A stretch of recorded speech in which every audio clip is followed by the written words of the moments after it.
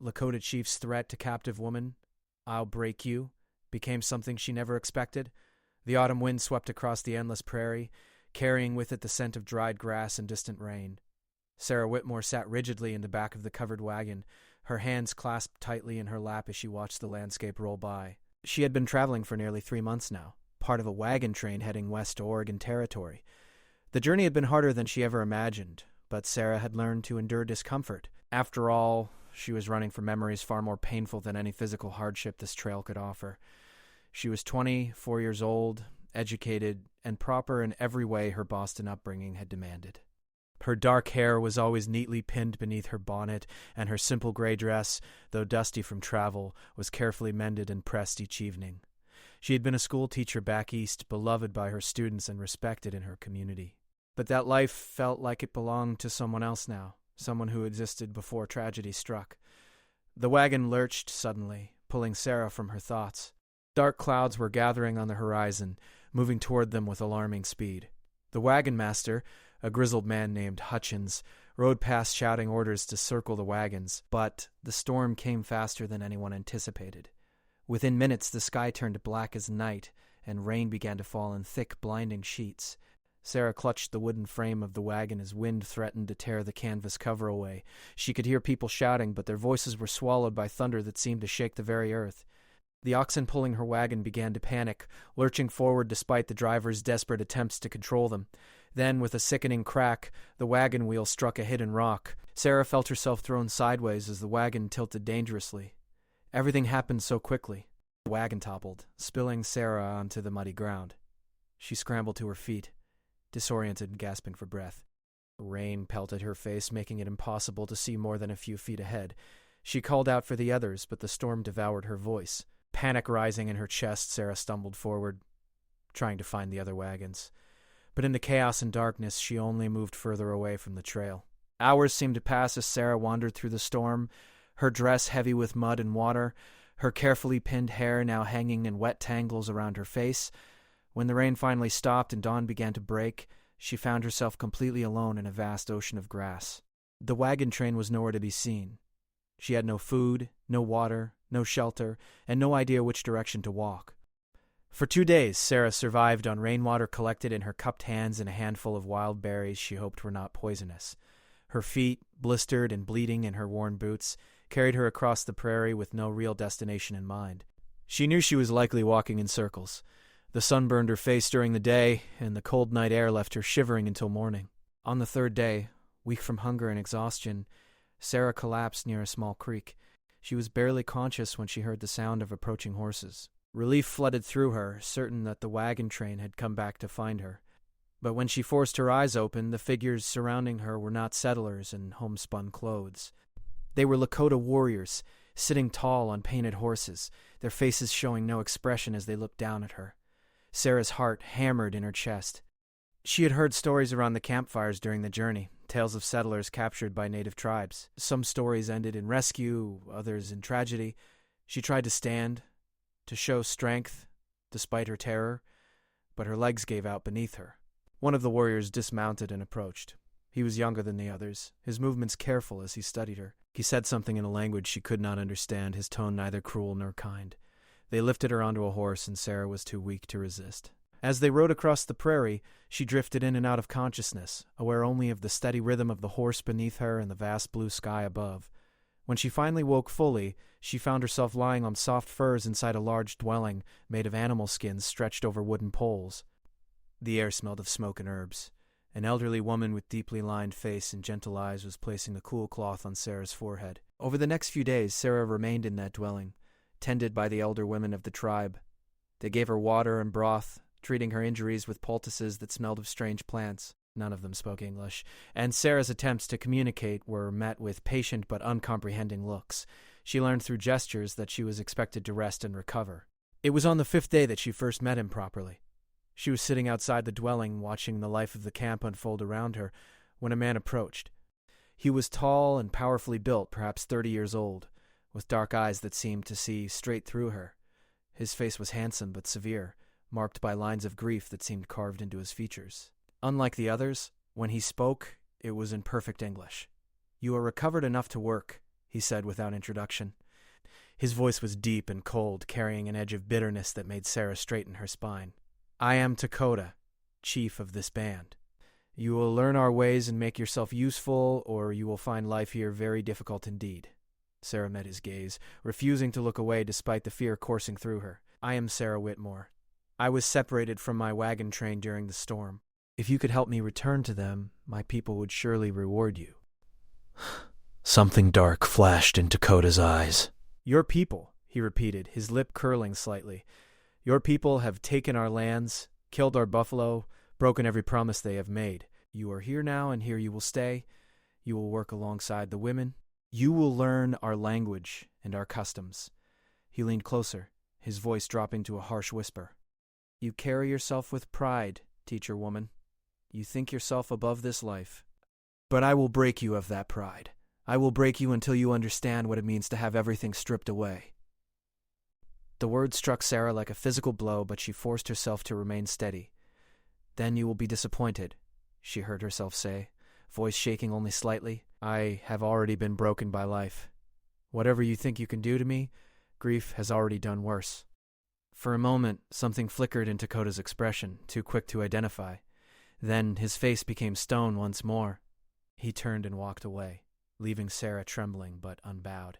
The elder women came to collect her, and her new life began. She was given simple clothing made of soft leather, so different from her cotton dresses.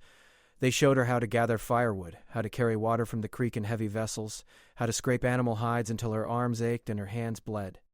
Every task was harder than anything she had done in her privileged life back east. Sarah made mistakes constantly.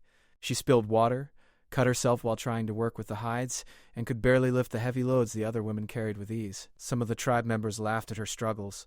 Others ignored her completely. A few, mostly the elder women, showed patience and kindness, correcting her errors with gentle hands and encouraging sounds. Through it all, Lakota watched from a distance. She could feel his eyes on her during the day, assessing whether she would break as he promised. Sarah refused to give him the satisfaction. Each time she fell, she stood back up. Each time a task seemed impossible, she found a way to complete it. Not from pride, but from the same stubbornness that had carried her through the loss of her beloved fiancé and infant daughter to cholera 2 years before. She had survived that darkness. She would survive this too. As the days turned into weeks, Sarah began to understand the rhythm of camp life. She learned to recognize faces and started picking up words in the Lakota language. The work remained grueling, but her body slowly adapted. Her soft hands developed calluses. Her weak arms grew stronger. And though she remained an outsider, she was no longer completely invisible.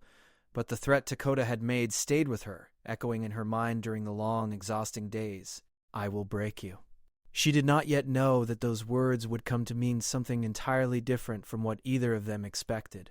The first snow came early that year, dusting the prairie with white while Sarah was still learning the most basic tasks. Her fingers, clumsy and stiff from cold, struggled to grip the scraping tools as she worked on animal hides alongside the other women. The elder woman who had first cared for her, whom Sarah had learned was named Winona, demonstrated the motion again with patient hands. Sarah tried to copy the smooth, even strokes, but her scraper slipped, tearing a hole in the hide she had spent hours working on. She heard laughter from some of the younger women nearby. Heat rushed to Sarah's cheeks, not from anger but from shame at her continued failures. This was her 6th week in the camp, and though she had learned much, every day brought new evidence of how inadequate she was for this life. Winona clipped her tongue softly and took the damaged hide, showing Sarah how to salvage what remained. The kindness in the old woman's eyes made Sarah's throat tighten with unexpected emotion. That evening, as Sarah carried water from the creek, her arms trembling under the weight of the filled vessel, she noticed Lakota standing near his dwelling. He was watching her again, his expression unreadable in the fading light. When she stumbled slightly, sloshing water under her feet, she saw the corner of his mouth tighten. He said nothing, but his disappointment was clear. He had expected her to give up by now, to beg for mercy or release.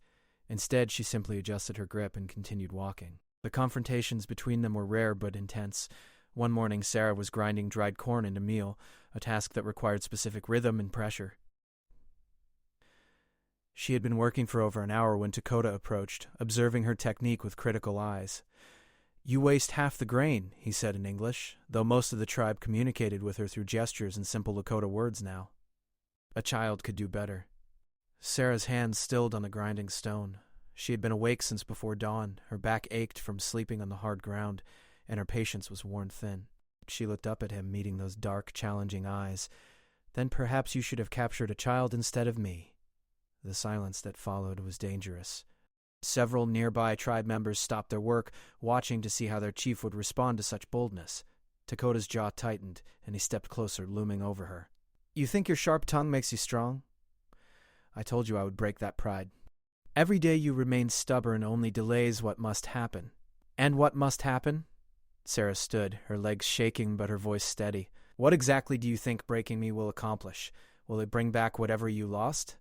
Will it undo the wrongs you believe my people committed?" She saw him flinch, just barely, and knew her words had found their mark. "You threatened to break me, but you are already broken yourself. I can see it in your eyes every time you look at me with such hatred for something I never did." For a moment she thought he might strike her. The fury in his face was terrible to behold. But then something shifted, something she could not quite name. His expression became stone once more, and he turned and walked away without another word.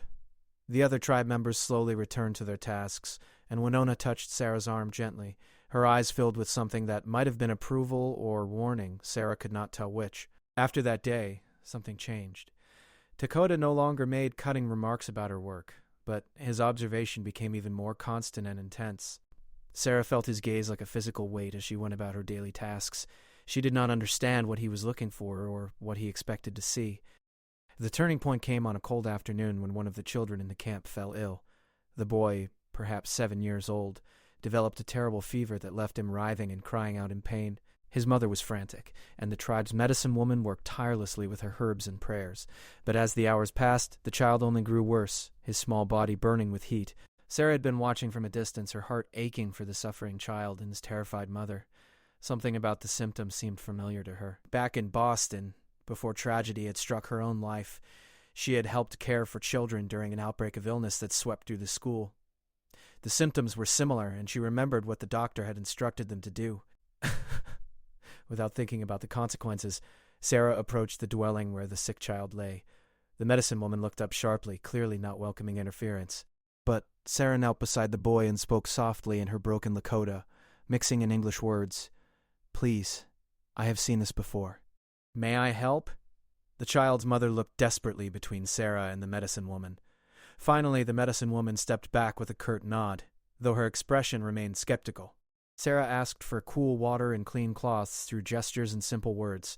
She showed them how to place the wet cloths on the child's forehead, neck, and wrists to bring down the fever. She remembered the willow bark tea the doctor had used and tried to explain, sketching a picture of the tree in the dirt.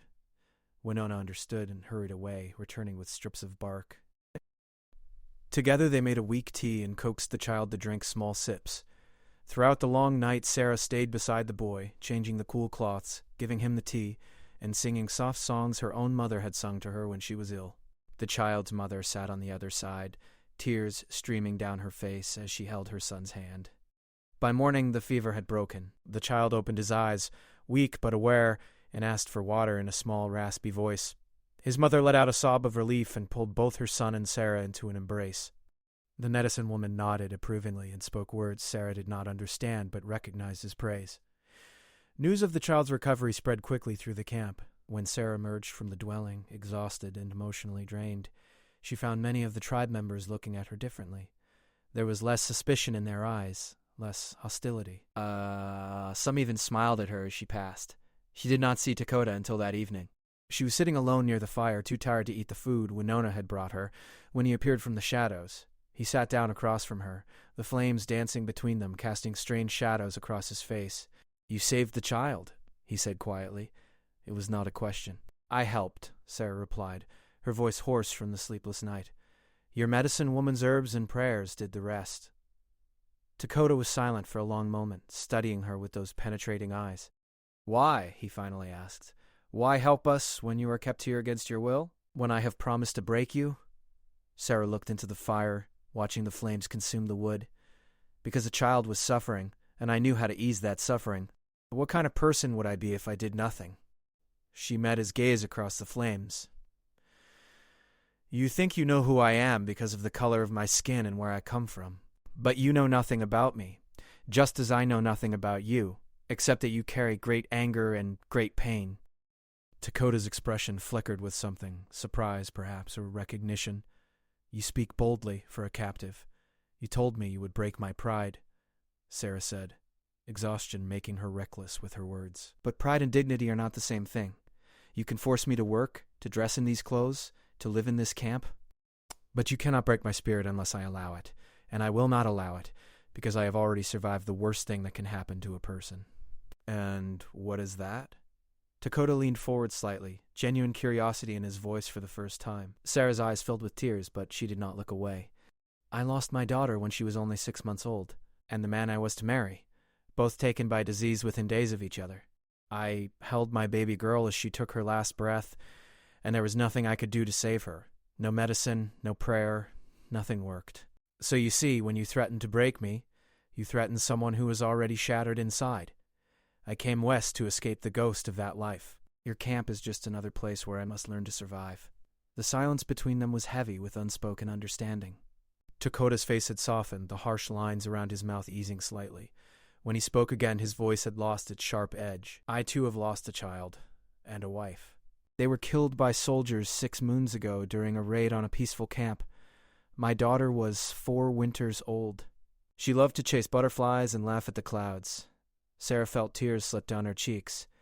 "I am sorry for your loss, and I am sorry for yours," Dakota said quietly. He stood abruptly, as though the conversation had revealed more than he intended. "Tomorrow you will begin learning our language properly. If you are to stay here, you must communicate better." He paused, then added, "The child's mother wishes to thank you.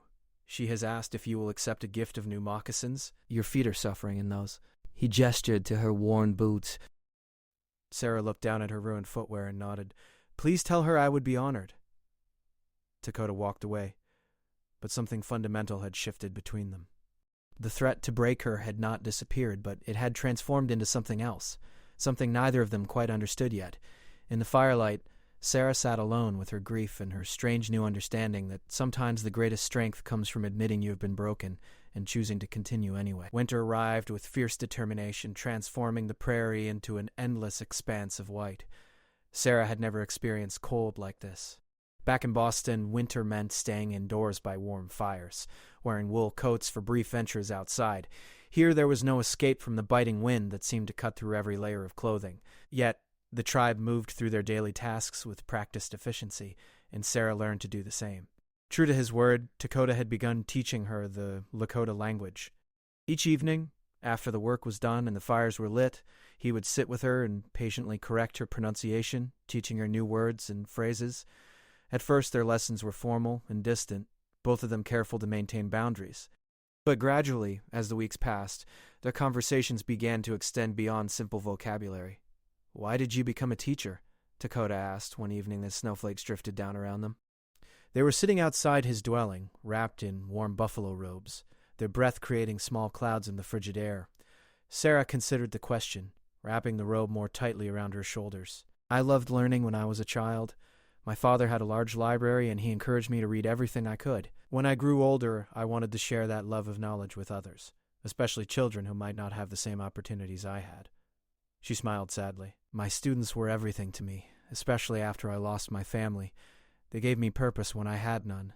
"You miss teaching," Dakota observed, and it was not a question. "I miss many things," Sarah admitted, "but I have learned that missing something and needing it are different.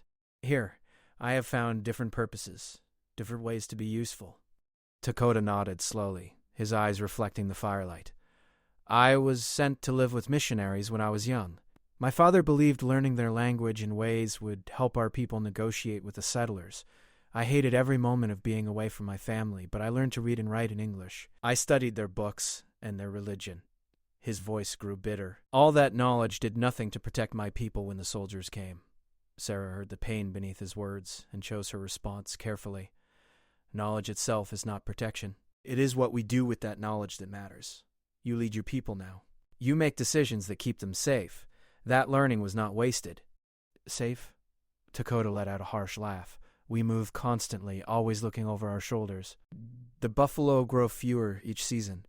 The soldiers push us further from our traditional lands. There is no safety anymore, only survival." The despair in his voice struck something deep within Sarah. She understood that feeling, the sense that the world had fundamentally changed and would never be right again. "Then we survive," she said firmly. "And we find moments of peace and even joy where we can. That is all anyone can do." Dakota looked at her for a long moment, and Sarah saw something shift in his expression. The walls he kept so carefully constructed seemed to crack just slightly. "You have changed since you first arrived. You are stronger now." "So have you," Sarah replied. "You smile sometimes when you watch the children play. I have seen it."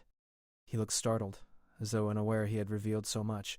Before he could respond, a commotion near the edge of camp drew their attention. One of the young mothers was crying out in alarm. Her small daughter, barely 3 years old, had wandered away from the dwellings. Everyone mobilized immediately. The temperature was dropping rapidly as night fell, and a young child alone in the snow would not survive long. Dakota began organizing search parties, his voice calm but urgent as he gave instructions. Sarah stood, letting the buffalo robe fall from her shoulders. "I will search too," she said, already moving toward the area where the child was last seen. "No," Dakota said sharply. "You do not know the land. You will become lost yourself." But Sarah had already spotted something, small footprints in the fresh snow leading toward a cluster of trees. Without thinking, she began following them, her heart pounding. She could hear Dakota calling after her, but she did not stop. The footprints were already beginning to fill with new snow. If she waited, they would disappear entirely. The prints led away from camp, further than Sarah would have expected such a small child to wander. The wind picked up, howling through the bare trees, making it difficult to see more than a few feet ahead. Sarah's face burned with cold, and her hands were numb despite the mittens Winona had made for her. Still, she pressed forward, driven by the memory of her own child, the daughter she had been unable to save. She found the little girl huddled beneath a fallen tree, her lips blue with cold, her small body shaking violently. Sarah scooped her up immediately, wrapping her inside her own coat, pressing the child's frozen face against her chest. The girl whimpered weakly, and Sarah's heart clenched with fear. She had to get her back to camp, but when she turned around, everything looked the same. The snow was falling so heavily now that she could barely see the trees in front of her. Fear threatened to overwhelm her. She was lost, holding a dying child in the middle of a snowstorm. But panic would help no one. Sarah forced herself to think clearly. She had been walking in a relatively straight line, following the footprints. If she turned around and walked back the same way, she should find camp.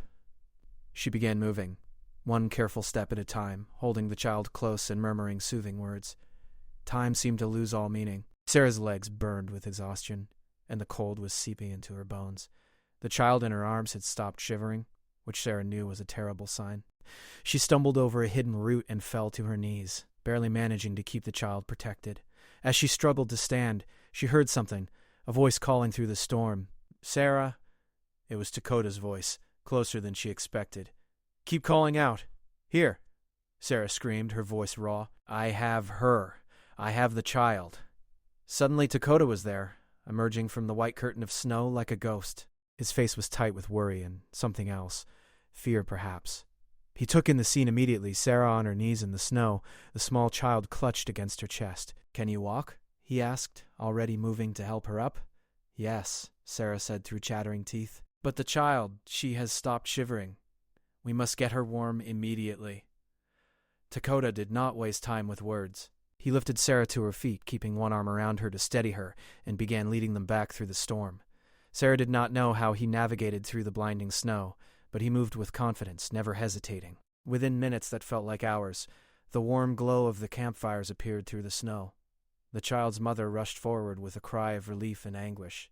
The medicine woman was ready, and they took the girl into a dwelling where a fire burned hot and bright. Sarah tried to follow, but her legs gave out. Dakota caught her before she hit the ground, lifting her easily in his arms. "You foolish, brave woman," he said, his voice rough with emotion. "You could have died out there." "The child," Sarah managed to say, her teeth chattering so violently she could barely speak. "Is she alive?" "Because of you," Dakota said, carrying her toward his own dwelling. "She lives because of you." Inside, the warmth was almost painful after the extreme cold.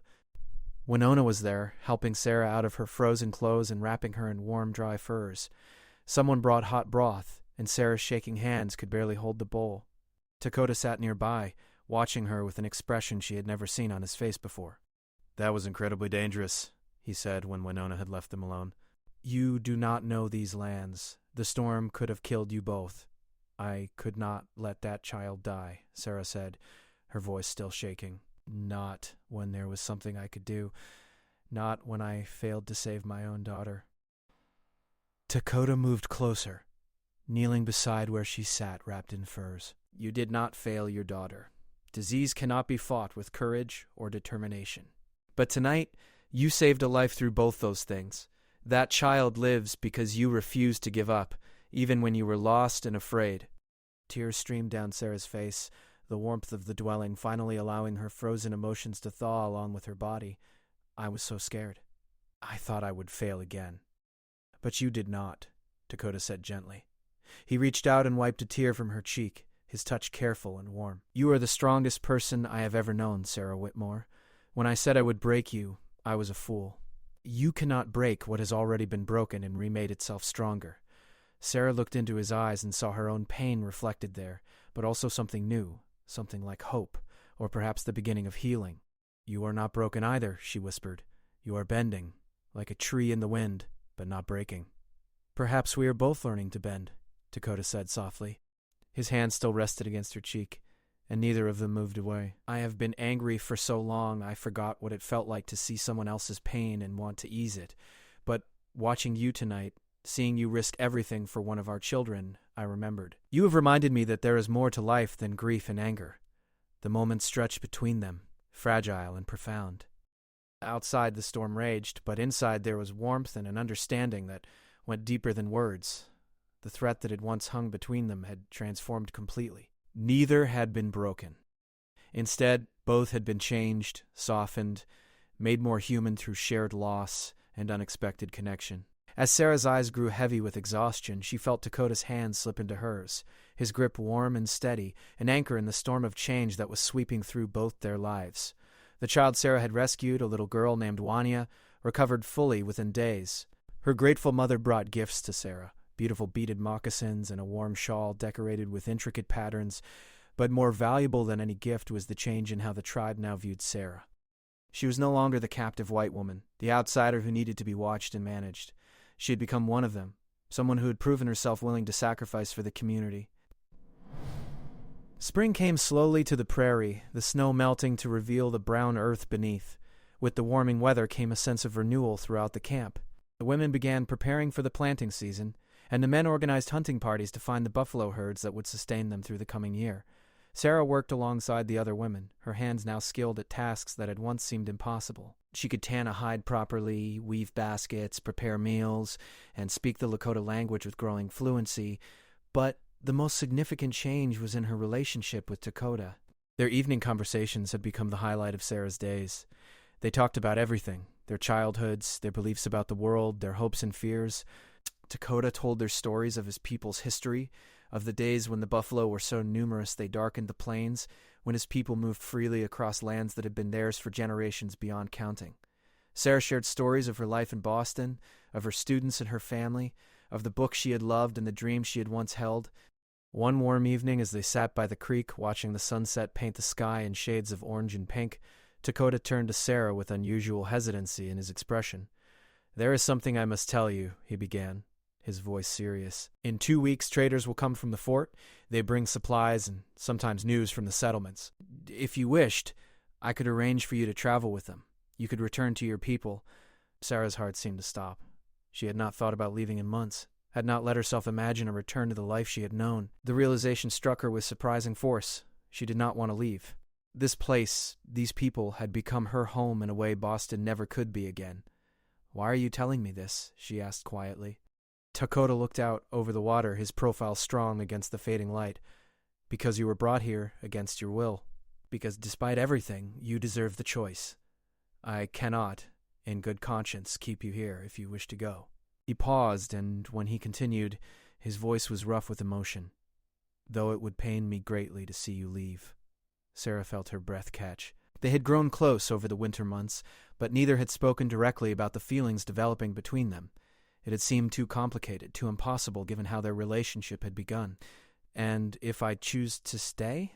Sarah asked, her heart pounding. Dakota finally looked at her, and the vulnerability in his eyes took her breath away.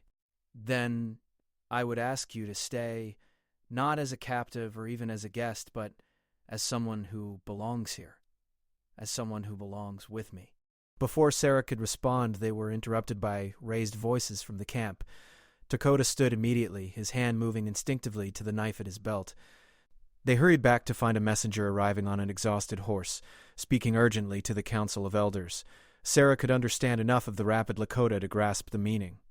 Soldiers were moving through the territory, forcing tribes onto reservations. Several bands had already been relocated, their leaders imprisoned if they refused to comply. The camp erupted into concerned discussion. Some argued they should move immediately, head north where the army had less presence. Others insisted they should try to negotiate, to find terms that would allow them to maintain some measure of their traditional life. The debate continued long into the night, voices rising with passion and fear.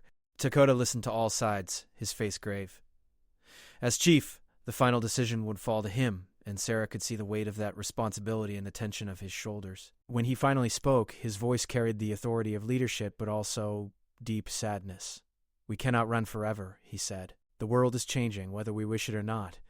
But we can choose how we face that change. We will send representatives to meet with the army officers. We will negotiate for the best terms we can achieve. And we will do everything in our power to stay together as a people, to preserve what we can of our ways."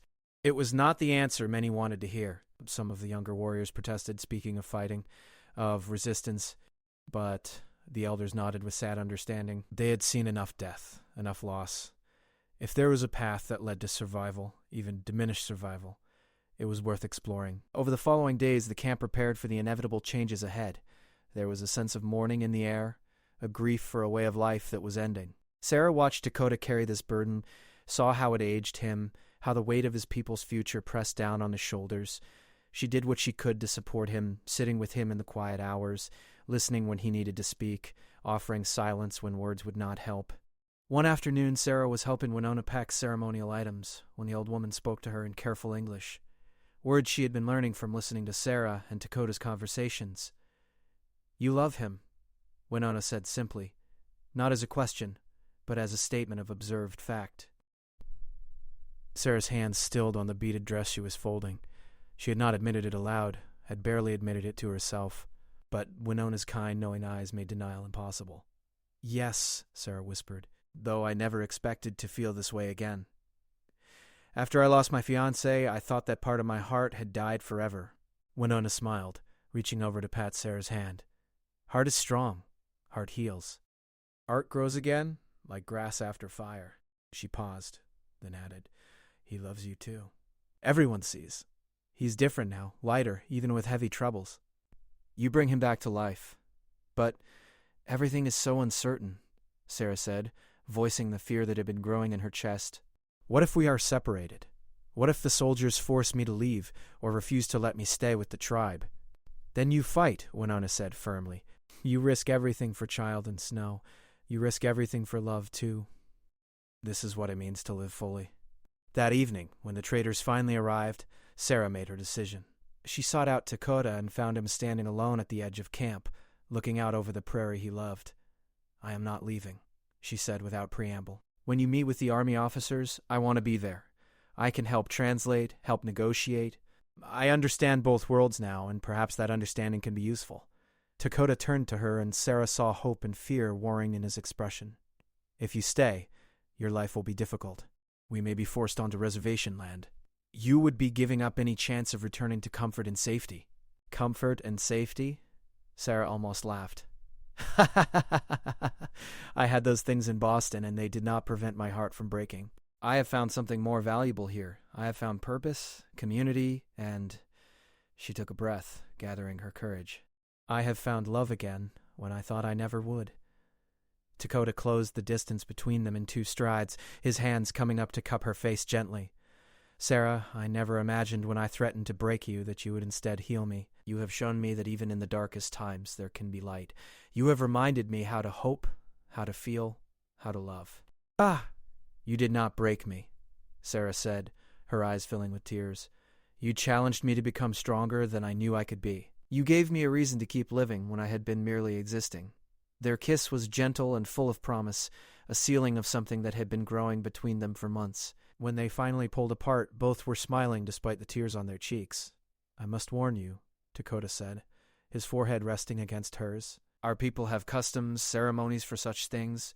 If we are to be together, truly, there will be rituals to observe." "Then teach me," Sarah said.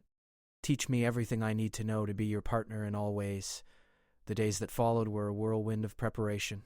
The tribe prepared to send a delegation to meet with the army representatives, and Sarah prepared for a different kind of meeting. Winona and the other women taught her the traditions surrounding marriage in their culture, the meaning behind each ceremony and custom. Sarah learned that marriage was not just a union of two people, but a joining of families, a commitment to the entire community. The night before they were to meet with the soldiers, the tribe held a ceremony. Under the stars, with the entire community gathered as witnesses, Sarah and Dakota pledged themselves to each other according to Lakota tradition.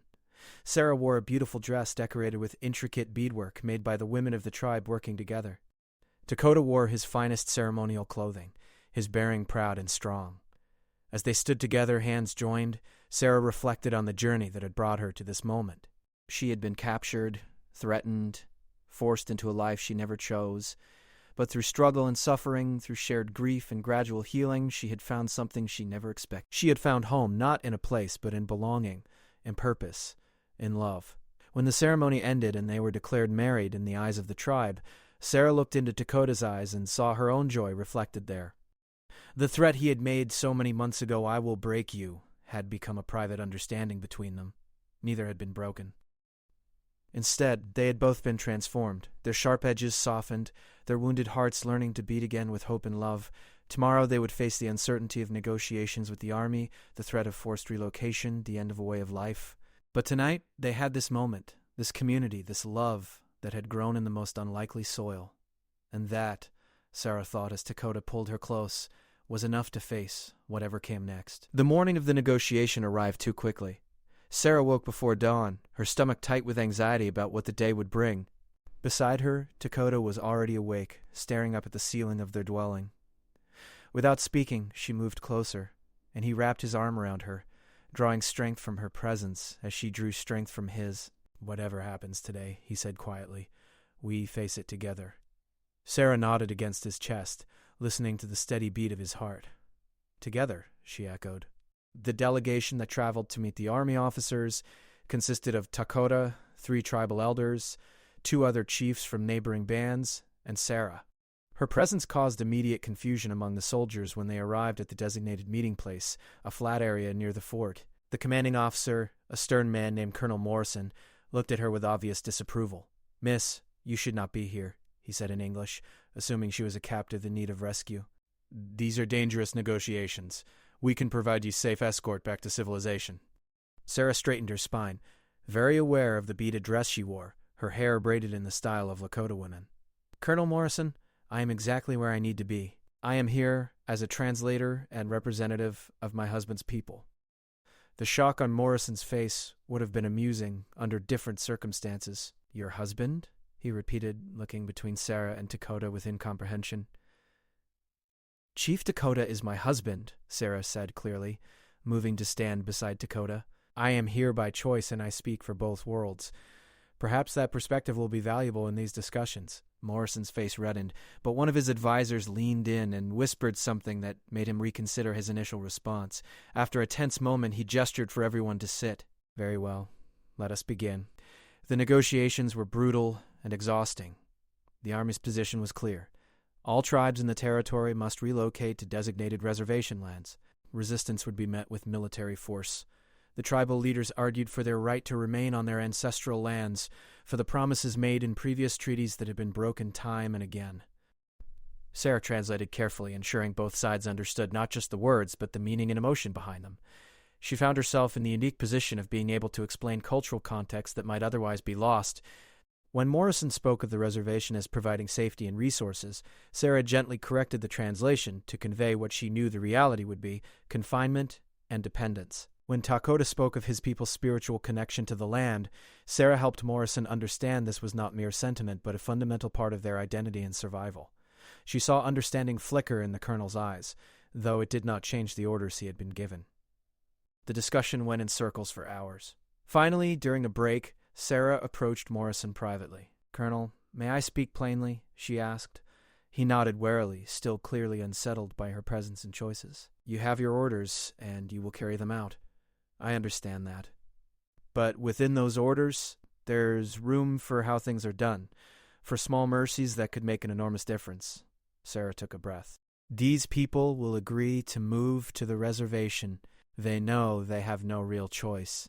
But if you can guarantee they will stay together as a community, that families will not be separated, that they can bring their belongings and maintain some of their customs, they will comply peacefully. Otherwise, you face resistance that will cost lives on both sides. Morrison studied her for a long moment.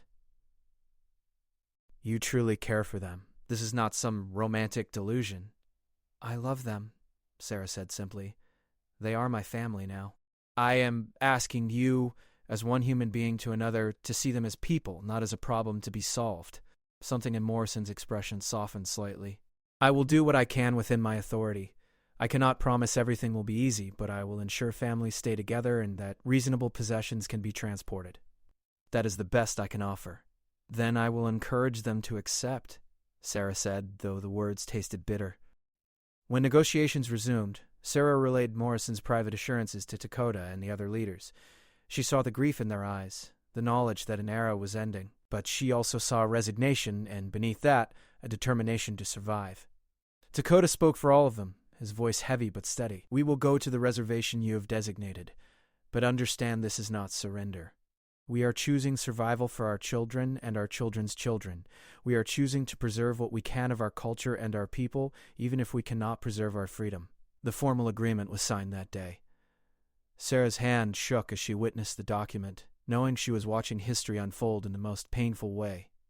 But she also knew that without compromise, the outcome would have been far worse. The journey to the reservation took 3 weeks. The entire tribe moved together, a long procession of people, horses and wagons carrying their possessions.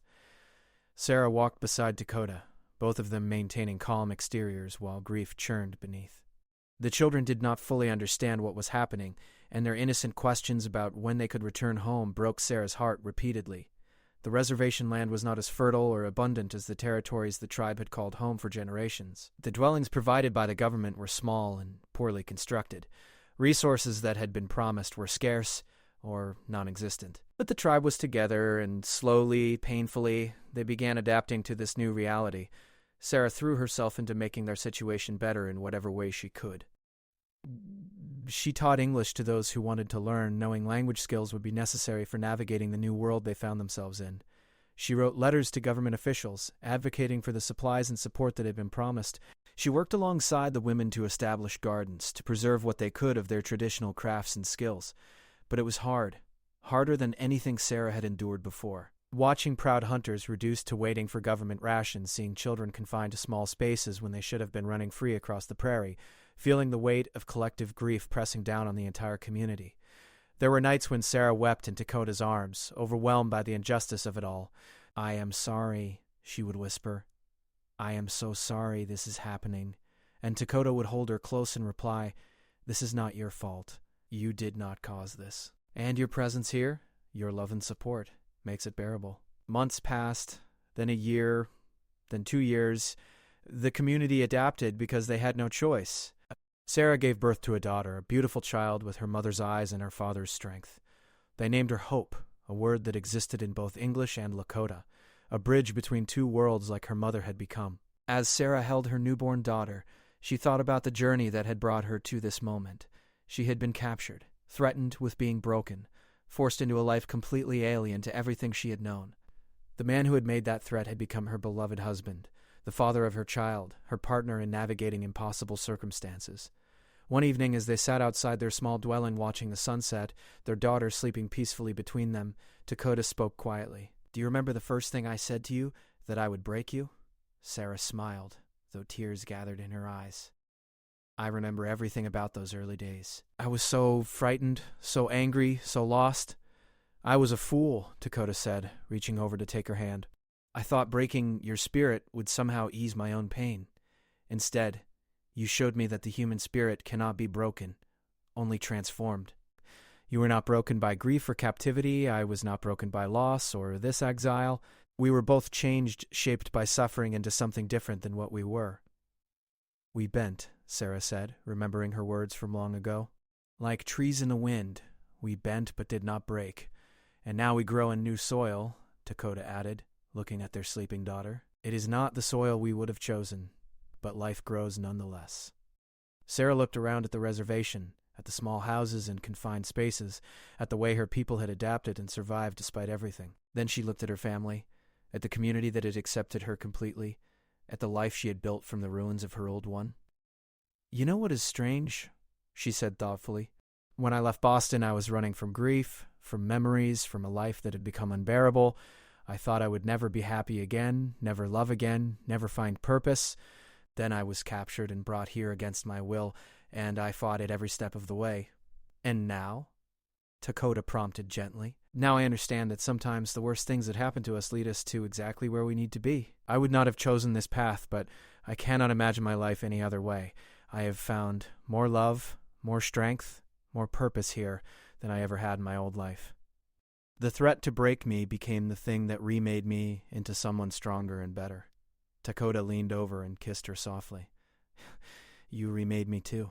You took a man consumed by hatred and grief and reminded him how to love, how to hope, how to lead with wisdom rather than anger. Their daughter stirred between them, making small sounds in her sleep. Sarah reached down to adjust the blanket around her, marveling at the miracle of this new life they had created together. Years continued to pass. Sarah became known among the reservation communities as a fierce advocate and skilled mediator between the native peoples and the government officials. She used her unique position to fight for better conditions, for education opportunities, for the preservation of cultural practices. It was frustrating, often futile work, but every small victory mattered. She and Dakota had 2 more children, sons who grew up hearing stories of the old ways while learning to navigate the new world.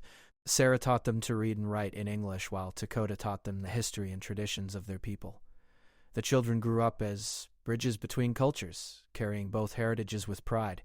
On the 20th anniversary of the day Sarah had been brought to the tribe, she and Dakota walked together to a high point overlooking the reservation. Their hair was touched with gray now, their faces marked by the years of struggle and survival. But they walked hand in hand, still strong, still together. If you could go back, Dakota asked, a question he had never posed before. Knowing everything that would happen, would you choose differently? Sarah was quiet for a long moment, considering. She thought about the grief and hardship, the loss of freedom in traditional ways, the constant struggle against injustice, but she also thought about the love she had found, the family she had built, the strength she had discovered within herself, the community she had become part of. No, she said finally with absolute certainty, I would not change a single moment.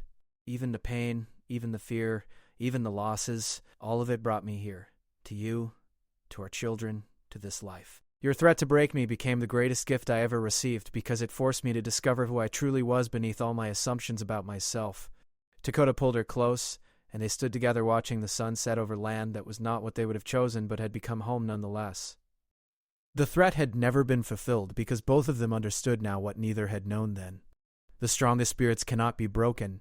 They can only be transformed by fire into something new and unexpected. And in that transformation, in that bending without breaking, they have found not destruction, but creation, not endings, but beginnings, not loss, but the most profound kind of love, born from shared struggle and survival, tested by impossible circumstances and emerging stronger than either could have imagined.